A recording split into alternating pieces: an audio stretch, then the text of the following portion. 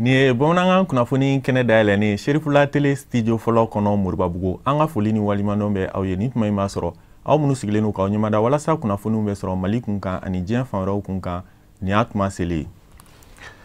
Mali silamɛw ka jɛkuluba au Conseil islamique maa ɲɛma groupement des leaders spirituels maa ɲɛma alisilamɛya dɛmɛtɔn ansaru ɲɛjɔyɔrɔ an karamɔgɔ Seydi Cherif Ousmane Madani Haidara ye Turkish Airlines maa ɲɛmaw ani agence de voyage ka fara ɲɔgɔn kan jɛkulu maa ɲɛmaw bisimila ka bɛn octobre kalo tile 30 ma Bangoni Janginɛbugu la Serifula duba kɔnɔ Lutu Siribe ka sɔrɔlen don kumakan bɛ lase Alihamidou Badeni fɛ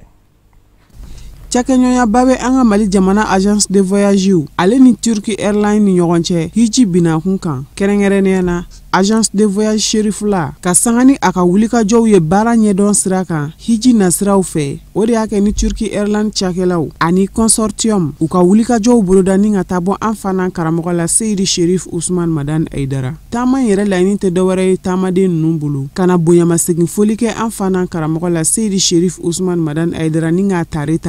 ka sanga ni a ka ɲɛmaya sɔrɔli ye Mali silamɛw ka ɲɛmaya so kunna ni o ye Haut Conseil islamique du Mali ye ni ka labana ka ɲɛfɔli kɛ Seydi Cherif Ousmane Madani Haidara ye cakɛyɔrɔ in yɛrɛ ka ani u ka hakilila bolodalenw donna nataw kɔnɔna na alhamdulillah rabbil alamin an bɛ Ala tanu ka Ala fo o tɛmɛnen kɔfɛ an ye kunbɛli min fɛn min sɔrɔ an bɛ karamɔgɔw fo ana a nɔfɛmɔgɔ bɛɛ consortium ni Turkish kun ye tagama kɛ ka se yan nɔ pour que kana produit min b'u bolo k'a ɲɛfɔ karamɔgɔ ye bon et puis a kun ka di Turki jamana mɔgɔw wɛrɛ fana ye ka f'u b'a invité ka taa u fɛ yen nɔ donc o de kun y'an ka wula in na taama ye Turkish Airlines cakɛlaw ka taa se consortium ma u ka nin taama in kana bɔ Seydi Cherif Ousmane Madani Haidara la ni ale Mali silamɛw ka ɲɛmaya so ɲɛmaaba ye ni o ye Haut Conseil islamique du Mali ye taamaden ninnu ka fɔla ko a kɛra nimisi wasa ye an ye nisɔndiya sɔrɔ kosɛbɛ a ye hakilisigi kumaw fɔ an ye a ye jigitigi kumaw fɔ an ye an baarakɛɲɔgɔn dɔw a mɛnna kabini nin tɛ mais an nana fana a y'an larasiri o diyara an ye an b'a fɔ o la kosɛbɛ k'a waleɲuman dɔn kuma laban min b'an fɛ a ye Mali kɔnɔ agences ka ca yan nɔ hijidenw bɛ mɔgɔ min bolo mais a ka d'an ye an ni Serifula ka kɛ ɲɔgɔn fɛ donc Serifula voyage ka kan an ka jɛ la o de ka d'an ye donc o de ye taama in yɛrɛ kun ye wula in na an n'an ka représentant kɔni nin bɔɲɔgɔnye in senfɛ taamaden ninnu ye bonyamasegin kɛrɛnkɛrɛn ŋaniya yira la ka di an fana karamɔgɔ ma Seydi Cherif Ousmane Madani Haidara ni o bɛ tali kɛ alikuranɛ carton kan ka taa se avion ladege ma Turkish Airlines tɔgɔ la ani fɛn caman wɛrɛw kumakan in nasira Fatumata Yakane de fɛ an kuntigi Muhamadu kisi ni nɛɛma b'a ma o ka bangeli sankunbɛn okumu kɔnɔna la jɛkulu mun bɛ wele ko groupe Serifula kanu o maaw taara bɔ Mali silamɛw ka jɛkuluba au Conseil islamique maa ɲɛma alisilamɛya dɛmɛtɔn ansaru ɲɛjɔyɔrɔ an karamɔgɔ Seydi Cherif Ousmane Madani Haidara ye Bangoni Janginɛbugu la Serifula duba kɔnɔ hali bi Lutu Siribe ka sɔrɔlen don kumakan bɛ lase Fatumata Yakane fɛ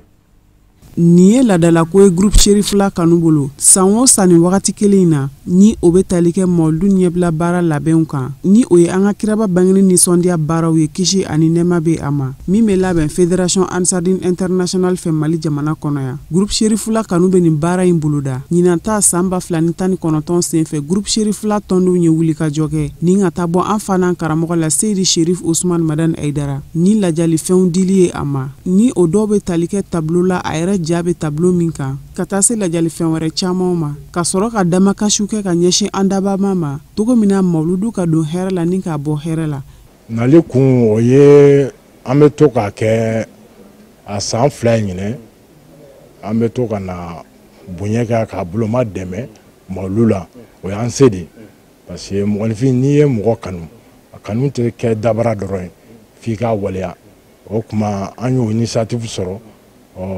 fantanu maasi bere t'an kɔ murutigi t'an kɔ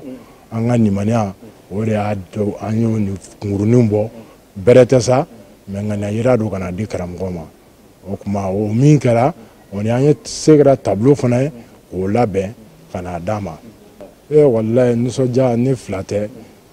kelen kɔni kɛra dɛ awɔ nisɔndiya kɔda dan don alhamdulilayi an bɛ karamɔgɔkɛ in fo dɔn a ka baara la ale sa sijan ni kɛnɛya Ala k'o d'a ma n'a ka denbaya Ala k'a ma ni jɛkulu min filɛ ni o ye groupe Sherifula ye a hakilina bɔra alisilamɛya dɛmɛtɔn Ansar tɔnden dɔ la ka bɔ Bamakɔ yan n'i ye kulu in yɛrɛ ta k'a lajɛ maa minnu ni olu kɛlen don ka ɲɔgɔn sɔrɔ a kɔnɔ o bi t'i jɔ maa 200 ani kɔ bɔɲɔgɔnko la Mali kɔnɔ ani Mali kɔ kan a sigira sen kan juin kalo tile 28 san 2016 maa minnu ni olu kɛlen don ka ɲɔgɔn sɔrɔ biro yɛrɛ tɔgɔ la o bi taa se maa 14 bɔɲɔgɔnko ma a sigikun yɛrɛ de ye ka Seydi Sherif Usman Madani Haidara ni a ka denbayaw kanu yira ni ka wulikajɔ bolila cogo min na alisilamɛ diinɛ ka sankɔrɔta sɔrɔ diɲɛ kunnafoni sɔrɔ sira tɛmɛsira dɔ sanfɛ ni u ko a ma ko WhatsApp. Groupe in a bɛ komi ni mɔgɔ min bɛ WhatsApp ko dɔn mɔgɔ man ka caya ka tɛmɛ maa 200 ni kɔ kan bon maa 200 ni maa 200 o de bɛ yen a kɔnɔ mais mɔgɔ min bɛ attente la minnu bɛ fɛ ka don o ka ca yɛrɛ o kuma alhamdulilayi rabbil alamin a président Luseni Sidibe de o sigilen bɛ Côte d'Ivoire ni cɛba ye an b'a fɔ nin kɛnɛ in kan o kuma groupe in karamɔgɔ ka image dɔrɔn don a sariya fɔlɔ f'i ka kɛ an karamɔgɔ na ka denbaya fɛ o la i bɛ don groupe in kɔnɔ n'i donna groupe in kɔnɔ groupe sariyaw fɛn bɛɛ sariya de b'a la i b'o o bɛ f'i ɲɛna i bɛ baara kɛ n'o ye parce que a sigilen bɛ diinɛ faamuyali de kan diɲɛ don o don diinɛ ɲininkali de bɛ kɛ karamɔgɔw bɛ yen minnu bɛ a réponse d'aw ma alhamdulilayi rabbil alamin o kɔnɔna na karamɔgɔ minnu b'an bolo plupart bɛɛ amisara kalandenw fana ye o kuma karamɔgɔ ka hakilinaw o de bɛ baara groupe in sanfɛ. Groupe Sherifula ka nin wulikajɔ in nisɔndiya bonyana Seydi Sherif Usman Madani Haidara yɛrɛ bolo an bɛ aw ladɔnniya k'a fɔ ko lajɛrɛ in laɲɛnamayara kosɛbɛ ni duwawudenw ye. alisilamɛya dɛmɛtɔn Ansar bolofara min bɛ Bamakɔ kɔnɔna la olu ye ɲɔgɔn ye barilen kɛ u ko a ma assemblée générale extraordinaire ka bɛn ni kardon octobre kalo tile 27 ye Sherifula misiriba kɔnɔ Bangɔni Janginɛbugu la a tun bɛ tali kɛ fɛn mun kan o de ye ziyara belebele mun bolodalen don kalo tile 3 ani an kuntigi Muhamadu kisi ni nɛɛma b'a ma o ka bangeli n'o fana bolodalen don o ɲɛnamayali bolodalen don kalo tile 9 an b'a ladɔnniya k'a fɔ kɛnɛ in kan Bamakɔ section sera ka wari mun fara ɲɔgɔn kan san yɛrɛ bɛɛ kɔnɔ o ɲɛfɔra tɔndenw ye section 11 min bɛ Bamakɔ kɔnɔna la a kelen kan ka baara mun kɛ ziyara ani mawuludu kɔnɔ o fana ɲɛfɔra baara ninnu yɛrɛ kun cɛra ni an karamɔgɔ Seydi Sherif Usman Madani Haidara ka dugawu ye. Tile 2 kɔnɔna la hakili jagabɔ kɛnɛ dɔ tun bɛ senna Radisson bulu la o baaraw kun cɛra ka bɛn ni octobre kalo tile 31 a tun bɛ tali kɛ fɛn mun kan o de ye an ka jamana kalafili yɛlɛma minnu kan ka don o kɔnɔna la tile 2 kɔnɔna la jamanadenw ani fanga ɲini jɛkulu maaw ye hakili jagabɔ kɛ ani ka hakilina diw kɛ an b'a ladɔnna k'a fɔ kɛnɛ yɛrɛ ɲɛmaya tun bɛ minisiri 2 de bolo Amadou Diallo ani Seydou Ɲare tun bɛ Sherifula Jabaranso tɔgɔ la. Kɛnyɛrɛ dɛmɛnikɛ jɛkulu min mi wele ko Institut Néerlandais pour la démocratie multipartite o la de jamana kɛnyɛrɛ dɛmɛnikɛ jɛkulu do a ye nin ɲɔgɔnkunbɛ kɛnɛba min sigi sen kan an ka politiki ɲɛmaw ani forobatɔ ɲɛmaw ni ɲɔgɔn cɛ a kun de ye yɛlɛmaw minnu kan ka kɛ an ka jamana kalata cogoyaw la don nataw la n'o bɛna kɛ sababu ye kalata jɛlen di an ka jamana mɔ ka se ka bolomafara kɛ ni hakilinaw ye tile 2 kɛlen kɔfɛ hakili jagabaw ni hakili falenfalenw na laɲininda ɲɔgɔn na bɛn kɛra o ka o ɲinindaw na fanba o dɔ ye ka jɛkulu dɔ sigi senga jɛkulu min bɛ kɛ jɔnyɛrɛ ye jɛkulu ye n'a n'o dulon tɛ fanji la ale ka baara bɛ bɛn jamana kalata labɛnni ma o tɛmɛnen kɔfɛ kalata mana kɛ kɛfɛn ye ni tako 2 yera a la tako fɔlɔ ni 2nan ni ɲɔgɔn cɛ furanjɛ ka janya dɔɔni ka sabu kɛ min b'an bolo bi o koronen don maaw ka se ka yɛrɛ mankutu kɛ ka taa se tako 2nan ma baro ka sigi cɛbaw ni ɲɔgɔn cɛ yanni tako fɔlɔ kalata cɛ ani yanni tako 2nan kalata fɛnɛ cɛ jango jamanadenw bɛ se ka bɛɛ lajɛlen kuntilenna dɔ i jamana labaara cogo n'i kɛra tafɛn ye ka jamana mara o tɛmɛnen kɔfɛ kalata sɛbɛnw n'o ye carte d'électeur ye olu tilali a ka kɛ du ni du ka don bɛɛ ka i ka du kɔnɔ k'i ka kalata sɛbɛn d'i ma bɛn kɛra kan k'a fɔ yɛlɛma kan ka don sariya ninnu dɔ la maintenant yɛlɛma kan ka don a la fo mɔgɔw de ka wuli k'u cɛsiri jamakulu dɔ ka sigi sen kan n'a bɛ fɔ o ma comité o ka wuli ka ɲɛmɔgɔw sira tagama a kɛra fɛn ye gouvernement ye a kɛra députéw ye a kɛra citoyen yɛrɛ aw yɛrɛw ka taa kuma ɲɔgɔnya kɛ ni aw ye ka taa ɲɛfɔli kɛ aw ye k'a fɔ ayiwa sariya minnu kan ka yɛlɛma ninnu kɔrɔ ye mun ye a bɛ na ni nafa jumɛn ye jamana ma ka t'o ɲɛfɔli kɛ ka bɛn ko dɔ kan mais bɛn ka kan ka kɛ min kan o ye vraiment jamana ka nafa bɛ min na bɛn ka kan ka kɛ o de kan min bɛ se k'a kɛ min bɛ se k'a to kalafili bɛ kɛ k'a sɔrɔ a ma kɛ ni man kan ye ni an yɛrɛ maliyɛnw an bɛnna min kan o tuma na kɔfɛmɔgɔw an dɛmɛbagaw olu bɛ se ka n'an dɛmɛ mais n'an ma bɛn ko la a ka gɛlɛn tuma bɛɛ olu ka na k'a fɔ k'olu bɛ baara kɛ olu tɛ se ka baara kɛ an place la kalatan ye anw de ka ko don olu ka ko tɛ olu bɛ se k'an dɛmɛ de donc an bɛnna kan k'a fɔ an bɛ n'o jɛkulu sigi sen kan walasa u ka se k'o baara in kɛ. An ka élection bɛ taalen bolo min kan bi bɛɛ b'a dɔn k'a fɔ ko dankarila la bɛɛ b'a dɔn k'a fɔ ko a sera hakɛ mun na fo ka yɛlɛma don a la bɛɛ lajɛlen k'u ka yɛlɛma don a la an ye hakilina falen mun kɛ hakili la bɛɛ lajɛlen ye faamuya dɔ sɔrɔ tɔw ka hakilina na nin bɛ kɛ sababu ye an ye recommandation mun kɛ ka ɲɛsin gouvernement ma u se ka nɔgɔya ni yɛlɛma don élection na walasa mankan ka se ka bɔ ni élection banna mankan ka bɔ a la mɔgɔw kana jigin ɲɔgɔn na tuguni danaya ka sabati élection taabolo kan o misali ye mun ye an y'a yira k'a fɔ élection n'a bɛ kɛ nafolobɔ min b'a la u ka parti bɛɛ bila sen kelen kan dɔ ka nafolo bɔta kana hakɛ dɔ sɔrɔ o b'a to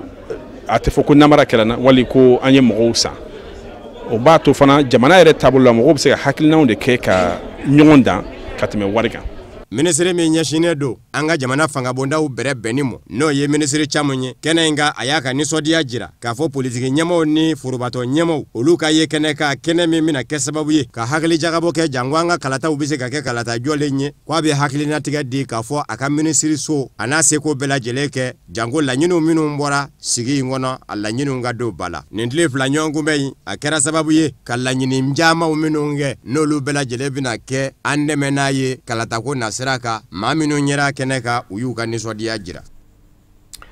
Ka sababu kɛ u ka laɲiniw ma sabati SINABEF n'o ye bangi baarakɛlaw ka lapasajɛkulu ye u y'a yira ni sɛbɛn a bɛ fɔ min ma préavis de grève mun bilala ka bɛn ni octobre kalo tile 28 ye ko ni jamana ɲɛmaaw m'u ka laɲiniw ta ba la k'u bɛna tile 4 baarabila kɛ mun bɛ daminɛ novembre kalo tile 12 u ka ɲɛmaa tun bɛ an ka ɲininikɛla Sadio Sidibe ka kuma galamani na an ka ɲɛmaadaw fɛ. An ka lettre fɔlɔ an y'a ci le 25 mars an k'u ma an y'a f'u ɲɛna fɔlɔ kumakan na k'a f'u ɲɛna k'an ka kan ka négociation dayɛlɛ négociation ma dayɛlɛ le 25 mars an ye lettre ci u ma yɔrɔ an wulila joona depuis le 25 mars an bɛ k'u kɔnɔ pour que ka sigi ka fɔ kɛ an ka bɛn fɛn dɔ kan mun bɛ se ka lawaleya secteur banque kunda assurance kunda ani microfinance kunda entreprise commerce an ye lettre ci olu kelen kelenna bɛɛ la olu bɛɛ minnu affilié no SINABEF la an ye lettre ci olu bɛɛ ma o bataki sera a se yɔrɔ bɛɛ la mais an ka patron n'o ye APB ani comité des assureurs ani établissement financier an ka sigi ka fɔ la a kun gɛlɛyara kojugu parce que an ka jate la 24% de kun kan ka fara kan olu ko k'u tɛ se k'a tɛ se ka kɛ an ka revendication ye 4 de don fɔlɔ o ye an b'a wele ko transposition an tɛ dɛ UNTM yɛrɛ b'a wele transposition in ka kɛ c'est-à-dire état ye mun fara fonctionnaire kunda o ɲɔgɔn ou bien ani mun ka kan o ka fara secteur privé kunda olu yɛrɛ proposition dɔn ka ye u ko 10% k'u bɛ se k'o fara saraw kan 2019 5% k'u bɛ se k'o kɛ 2020 an kun ko kan tɛ sɔn o ma k'o tɛ se ka kɛ mais pour que grève kana kɛ pour que an kana don grève ko la parce que wari maralaw ani grève a cɛ ka jugu an ko ne yɛrɛ y'a fɔ n ka jɛkulu tɔw ɲɛna an ko an ka sɔn o ma pour que jamana kana taga grève la an ka jamana in bi na a mago tɛ grève la an ko k'an ka sɔn o ma n'an sɔnn'o ma mais an b'a f'u ɲini an b'a ɲini u fɛ parce que protocole PV in kɔnɔ a fɔra k'a ka kan ka lawaleya depuis janvier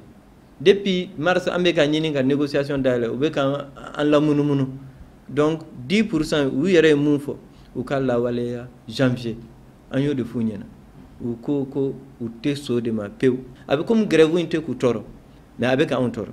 grève in man d'an ye an b'a dɔn a bɛ jamana in tɔɔrɔ cogo min donc fɛn dɔw bɛ yen f'an k'an sigi an ka tiɲɛ fɔ ɲɔgɔn ye filanan ye o ye AMO ye n t'a dɔn n'aw hakili b'a la AMO in a kuma kun cayara kojugu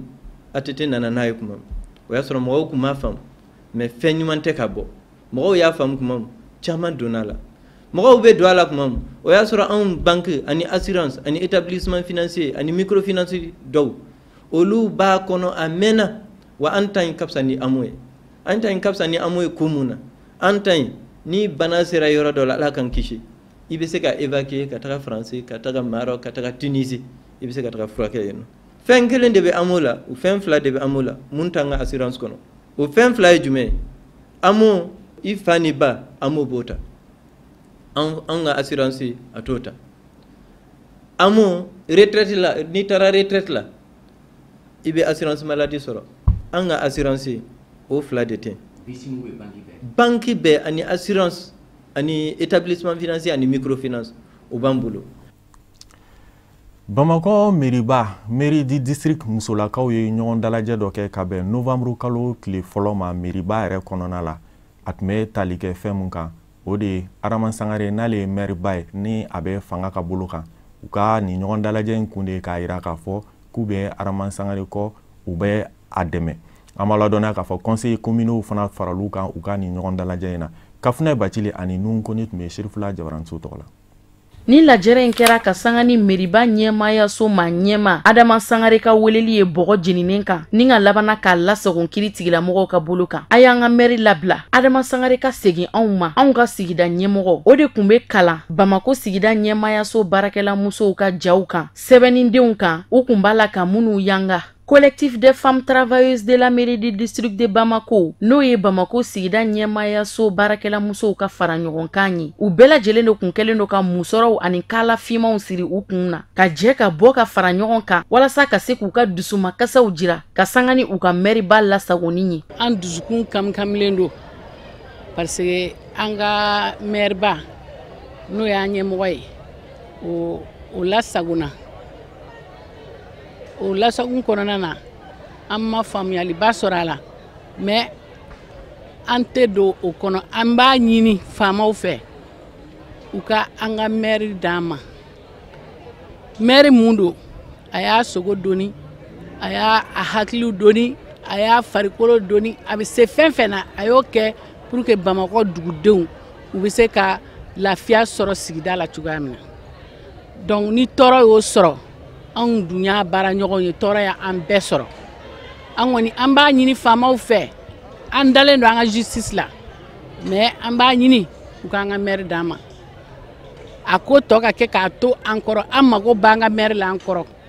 o musow farala ɲɔgɔn kan an bɛɛ lajɛlen an bɛɛ dusukun kamikamina tɔɔrɔ sera an bɛɛ ma kabini a lasagona don min na fo bi mɔgɔ si ma lafiya donc an b'a ɲini faamaw fɛ minnu da b'a la u bɛ se k'u ka baara kɛ dɛ an ye Mali ye sariya jamana de ye an dalen b'an ka sariyaw fana na o kuma u k'an ka maire d'an ma an mago b'an ka maire la maire jɔyɔrɔ in an tɛ se k'a fɔ k'a se a dan na a jɔyɔrɔ ka bon baara in kɔnɔna na kojugu an kɔni an dalen do an ka jamana la an dalen do an ka jamana ɲɛmɔgɔw la an hakili la an bɛ jaabi sɔrɔ a la o kuma an b'a ɲini u fɛ bi jumadonba in barika n'a bonya kosɔn Ala yɛrɛ ka an dɛmɛ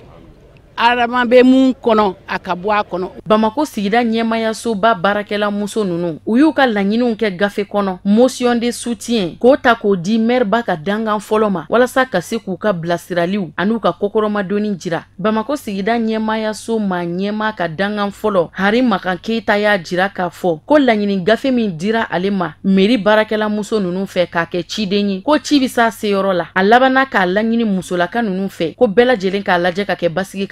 ani ka danaya ta k'a da Mali jamana kiri tigilamɔgɔw kan Collectif des femmes travailleuses de la mairie du district de Bamako jɛkulu musolaka ninnu ka hamina ko tɛ dɔwɛrɛ ye kelen pewu u ka maireba Adama Sangare ka se ka labila ka bɔ sariya ka bolo kan teliyala waati kuntagala surun kɔnɔ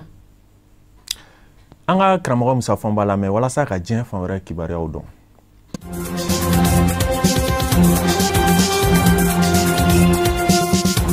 Lagine Conakry fabala Conakry ka bɛn ni alamisa octobre kalo tile 31 ye. Jamaba de bɔra ka jamana ɲɛma Alpha Condé kunbɛn a bɔtɔ taama dɔ la. Kanubaw ka bɔ ka caya ka jamana ɲɛma Alpha Condé kunbɛn ni maaw y'a bila kunbɛli minɛ kɔnɔ. Maa minnu ye politiki binaku jateminɛbaw ye olu ko Alpha Condé kanubaw ka jaabi dɔ tɛ dito de do. Fanga sinamatɔnw mɔ minnu bɛ ka bɔ ka caya kɔsada in na n'a bɛ maa kɔnɔ k'a fɔ jama da y'u kelen ye. A ka dɔn k'a fɔ Alpha Condé nɔfɛ maa ka ca Laginɛ ka den la ko in bɛ don o de kadira kɔnɔ. Bawo kunbɛli jamana i kun bɛ fɛn min mɛn u da o ye Laginɛ ka den bɛɛ lajɛlen b'i kɔ jamana ɲɛma. An bɛ k'a jira diɲɛma na k'a fɔ Alpha Condé maa fanba b'ale de bolo hali bi. Wa n'an bɛ kana maaw jaabi minnu bɛ k'u yɛrɛ wele ko Front National de Défense de la Constitution FNDC n'u bɔra tile fila in na k'a fɔ a bɛɛ lajɛlen kɛ senɔ ye. Dɔw yɛrɛ kan kunbɛn Alpha Condé i ye min fɔ an zɔnna yɛlɛma ka don jamana sariya sunba la wa an ka taa foroba kalata la u ka kɛ. Dɔw yɛrɛ kun bɛ k'a jira i ka mandan sabanan ko anw ko awɔ an jɛnnen don ni a ye bawo e de ye Laginɛ Conakry jamana mɔɲɔ ye min mana bɛ bi. Wa n'i y'a ye anw bi bɔ bi ka maa dɔw jaabi u ka dɔn k'a fɔ dɔ kɛra daden la an tɛ ka kuma a n'an den ye o tɛ kelen ye. Fanga sinamatɔ ɲɛmaw ye a jira k'a fɔ jamana ɲɛmaw ye wari de sɛbɛkɔrɔ bɔ ni ka maaw diyagoya bɔ ka bila jamana ɲɛma Alpha Condé kunbɛli la ko bawo ko cakɛdaw minnu ye foroba cakɛdaw ye k'a diyagoyalen kun do ye baarakɛlaw bɛɛ lajɛlen ka u ka ye pankurun jigi kɛnɛ kan.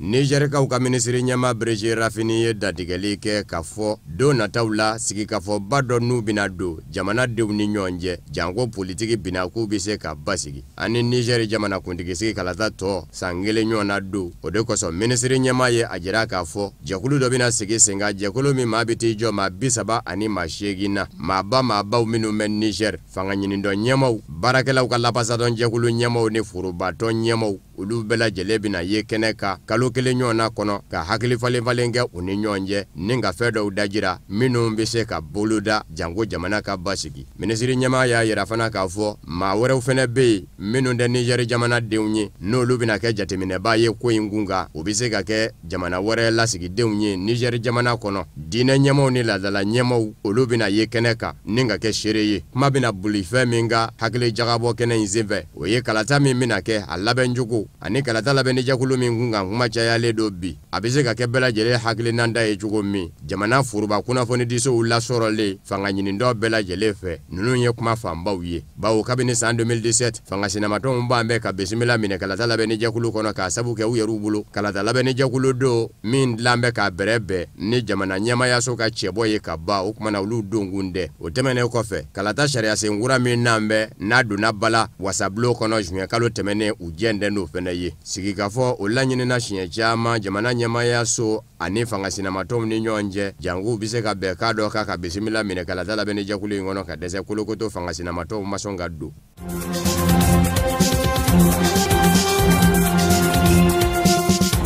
Burkinakaw ka jamana ɲɛma Blaise Compaoré ɲinanya san 5 ye a wɛna ka bɔ fanga na Burkina jamana de fanba fɛ. A bilama kɛmɛ ka bisimila minɛ kono wari dugu bala Abidjan. Jamana lakodɔn sɛbɛ yɛrɛ bɛ a bolo kono wari jamana tɔgɔ la a kɛra yen ka den ye. Nka hali bi maa caman kɛn bɛ ka jira k'a fɔ a ka di Blaise Compaoré ye a ka segin a fa jamana kɔnɔ n'o ye Burkina ye. Blaise Compaoré kabini ye fanga bila ɲinanya san 5 ye a kɛn bɛ k'i da ka bonbo ye waati ye ka caya fana kono wari faba kɔnɔ Abidjan. Wa n'a bɔra taama damadɔw la a ye minnu kɛ Maroc yanfan fɛ furakɛli sen fɛ a kɛ man di ka Abidjan bila. Nka halo Abidjan sigi la a kɛn bɛ k'i ɲamada Burkina maracogow fɛ kɛrɛnkɛrɛnnen ɲɛna a ka fanga ɲinin dɔ ta cogo a yɛrɛ jabala la kono wari duguba la Abidjan. CDP a ka fanga ɲinin dɔ ma ɲɛmaw kuma caman a b'olu bisimila bawo Burkina jamana kɔnɔ olu bɛ ɲɛma ko kɛlɛ la u yɛrɛ dama ni ɲɔgɔn cɛ. Septembre kalo tɛmɛnen a ka fanga ɲinin dɔ ɲɛma fila Ede Komboyingo ani Léonce Kone a y'olu bisimila janko fɔɲɔgɔnkɔ min bɛ u ni ɲɔgɔn cɛ a bɛ se ka ban cogo min. Emile Kabore ni o ye a yɛrɛ jɛɲɔgɔn ye a n'o bɛ Abidjan sigi la ka sabu kɛ ale ka kiiri jatigɛra a kɔfɛ Burkina jamana kɔnɔ k'a jira k'a fɔ san 30 kaso k'a b'o kɛ k'a kun b'a fɛ ka fɔ jaso san 2015 Burkina jamana kɔnɔ. Emile Kabore ye a jira k'a fɔ u ka ɲɛma filaw minnu bɛ ɲɔgɔn na Edi Komboyingo ani Léonce Kone k'u bɛ ka ɲinɛ u yɛrɛ kɔ tɔɔrɔ min ye u ka fanga ɲinin dɔ sɔrɔ CDP u gwɛnɛ ka bɔ fanga na u kan ka hakili jagabɔ de kɛ ka ɲɔgɔn minɛ ka sabu kɛ olu de tɛ se ka taa ka ɲɔgɔn dun. Emile Kabore ma da o mɔ a ko fanga ɲini dɔ CDP ni boli bɛ a la min bɛ bato wali kelen jo bɛ a bolo min bɛ bato ko Blaise Compaoré de ye olu ka fanga ɲini dɔ CDP jo ye. A ko kuma na ni Roch Marc Christian Kabore mu jamana ɲɛma Burkina n'u sɔmin ka diya bɛɛ u ka fɛɛrɛ tigɛ Blaise Compaoré ka segin ka na Burkina Faso jamana kɔnɔ k'u dɛmɛ jamana mara la k'o de da ka d'u la. Avril kalo tɛmɛnen jamana ɲɛmakɔrɔ Blaise Compaoré ye gafe dɔ ɲɛgɛn k'o ci Burkina jamana ɲɛma Roch Marc Christian Kabore mɔ min senfɛ a y'a yira la k'a fɔ bamanjiya wale min kun bɛ Burkina Faso jamana ka Roch Marc Christian Kabore k'a dɔn k'a fɔ ale Blaise Compaoré a ye Burkina jamana den ye a se ye fɛn o fɛn ye ni mago jɔra a la ka Burkina faamaw dɛmɛ Roch Marc Christian Kabore kana siga k'a fɔ ale b'a ka dɛmɛ k'a ye. Roch Marc Christian Kabore kɛlen k'o gafe ye a y'a yira k'a fɔ Blaise Compaoré ye gafe min sɛbɛn ɲ'a ye n'an hakili to a la.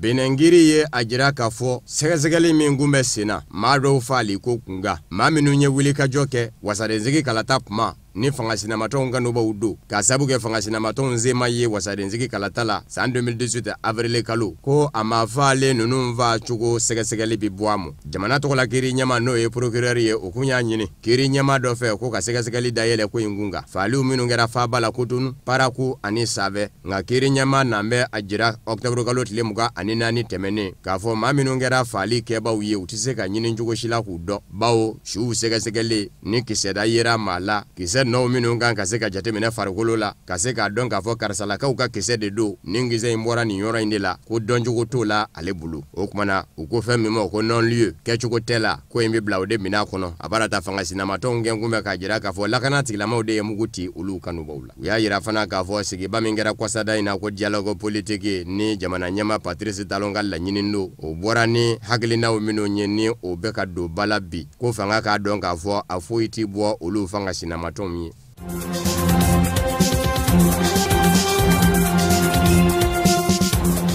Guinée Bissau jamana ɲɛma José Mario Vaz alamisa octobre kalo tile 31 a kɛlen kɔfɛ ka ministre ɲɛma kura jira gouvernement kura sigira senga a barata farafina tile bi yanfa jamanaw ka tɔ CVDEAO o y'a yira la k'a fɔ a ye ministre ɲɛma min bila Aristide Gomes ko sariya t'a bolo min b'o bilali daga ye diɲɛserekɛna ni tɔnba Nations Unies ka taa se farafina tɔnba Union Africaine ma olu bɛɛ lajɛlen fɛnɛ y'a yira k'a fɔ ni CVDEAO y'a bila mina min kɔnɔ olu b'o kɔ nka o n'a ta bɛɛ José Mario Vaz murukuru ndakoya o bɛɛ kɔrɔ ni ka ministre ɲɛma Aristide Gomes wuli ka bɔ yen ka na ni maa kura ye ko Faustino Imbali ministre kuraw kɛtɔ k'u jɔ k'u kale a ɲɛkɔrɔ a yɛrɛ ye kuma ta José Mario Vaz jamana ɲɛma k'a fɔ nin kuma ye kuma gɛlɛnba ye jamana bolo n'a fɔra ko Guinée Bissau anw y'an ka yɛrɛma hɔrɔnya ta ɲinan y'o san 40 san 6 ye maa bɛ maa na olu kana k'u b'anw diyagoya bila dɔ ka jɔnya kɔnɔ k'anw tɛ se ka fɛn fɔ an yɛrɛ ye fɔ maaw k'an dajuru ngasalo ka taa u dɔngɔ fa fɛ k'o sen bɛ ban ye. Farafina tile bi yanfa jamanaw ka tɔ CEDEAO ka ɲɔgɔn kunbɛn senfɛ min kɛra juin kalo tɛmɛnen a senfɛ sira dɔ de tira Guinée Bissau faamaw ye u kan ka min minɛ n'a ma ɲa k'a fɔ CEDEAO de bɛ surunani donna u ni ɲɔgɔn cɛ bawo jamana ɲɛma José Mario Vaz a ka kumaw kun banna jamana ɲɛmaya la kabini juin kalo tile 23 tɛmɛnen nka bɛn kɛra a kan n'a ma ɲa k'a fɔ jamana yɛrɛ ye jamana basigibali ye kuma bɛɛ k'a fɔ jasow b'a kɔnɔ jamana ɲɛma dɔw bi ni kɛnɛ karaba fanga na an bɛ k'o banjogo ɲini o kuma na jamana ɲɛma José Mario Vaz hali ni ka ministre ɲɛma ti ɲɔgɔn kan fɔ n'o ye Aristide Gomes ye k'a sabu kɛ aw bɛɛ lajɛlen kun ye fanga ɲini dɔn kelen mɔɔw ye nka a labanna ka fɔ ɲɔgɔn kɔ fɔ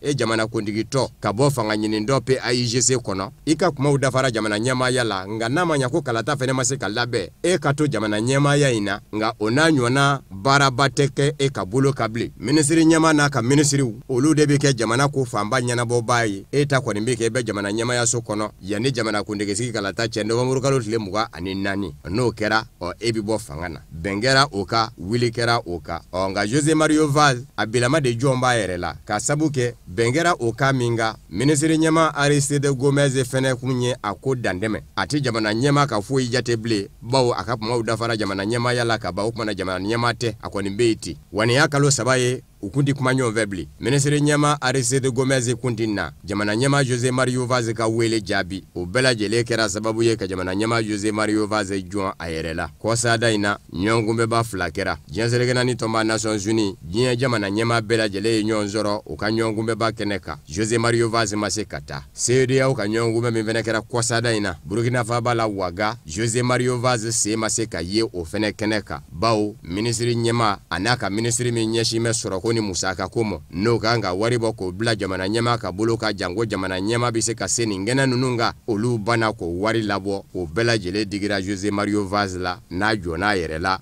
a sɔrɔla ka na ni nin hakilina in ye ka minisiri ɲɛma Aristide Gomez wuli ka bɔ yen ka na ni minisiri ɲɛma wɛrɛ ye ani minisiri wɛrɛw.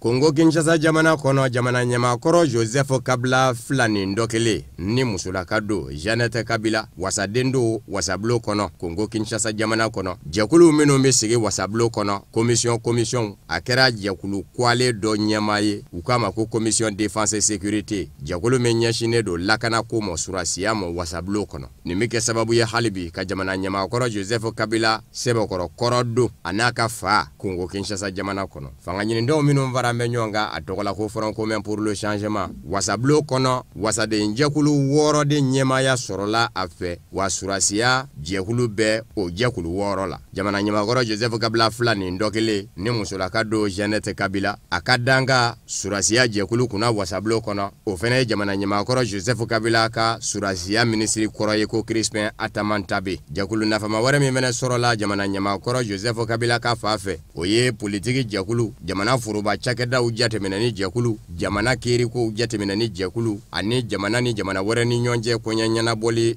jateminɛ jɛkulu jamana ɲɛma yɛrɛ Félix Tshisekedi ale ka fa ye jɛkulu min sɔrɔ o ye sɔrɔko ni musakako ye nafoloko dira olu ma u k'u wasa don o la bawo nunu maa filaw de fara an bɛ ɲɔgɔn kan bi ka jamana mara jamana ɲɛmakɔrɔ Joseph Kabila ka fa ani jamana ɲɛmakura Félix Tshisekedi ka fa u sɔrɔla ka jɛkulu saba to fangasinamatɔw bolo n'olu bɛna kan min ka u ni ɲɔgɔn cɛ nka olu tɛ ka se ka bɛn bawo fɔɲɔgɔnkɔba de bɛ o ma ɲɛma naaniw ni ɲɔgɔn cɛ Moïse Katumbi Jean-Pierre Mbemba Adolphe Muzito ani Martin Fayulu wa Félix Tshisekedi ka jamana ɲɛmayaso kɔnɔ gouvernement surasiya ministre o bɛ jamana ɲɛmakɔrɔ Joseph Kabila ka maa dɔ de bolo ni o ye Aimé Ngoye Mukena ye.